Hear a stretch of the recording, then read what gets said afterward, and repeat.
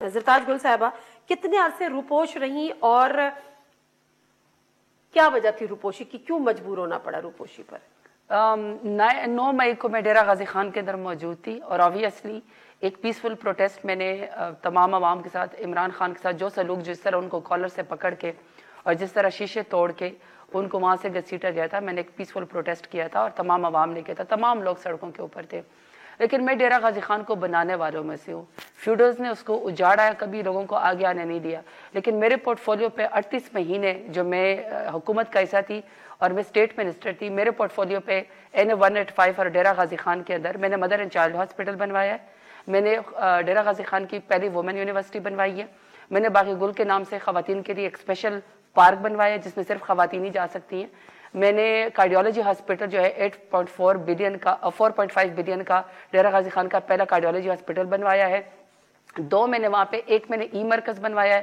2 میں نے نئے جو ہے اس کے وہ بنوائے ہیں جو 1122 کے سینٹر بنوائے ہیں. 260 گاؤں کو میں نے بجلی دی ہے. میرا صرف مطلب یہ نہ ہے کہ میں ڈیرہ غازی خان کو بنانے والے ہوں تو میں ڈیرہ غازی خان کے ایک پتے کو بھی خراب نہیں کر سکتی، کیونکہ مجھے ڈیرہ غازی خان سے اتنی شدید محبت ہے. اس لیے کہ 9 فروری کو میں ڈیرہ غازی خان میں موجود تھی. 9 مئی کو میں ڈیرہ غازی خان میں موجود تھی. لیکن اس کے باوجود گجراوالا، لاہور، سرگودا، پنڈی، اسلام آباد اور ہر شہر کے اندر میرے اوپر جو ہے سائملٹینیسلی FIR کر دی گئی، جو کہ اینٹی اسٹیٹ بھی تھی، ٹیررزم کی بھی تھی، توڑ پھوڑ کی بھی تھی، 3 MPO 16 MPO، امن و امان کو خراب کرنا.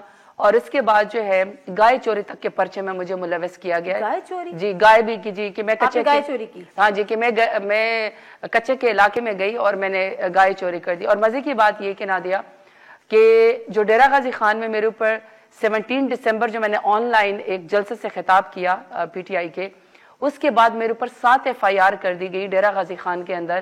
اور اس میں نامعلوم افراد میں مجھے ڈالا گیا اور نامعلوم افراد کے اندر مجھے اشتہاری قرار دے دیا گیا، ہر طریقے سے تاکہ میری آواز دبائی جا سکے.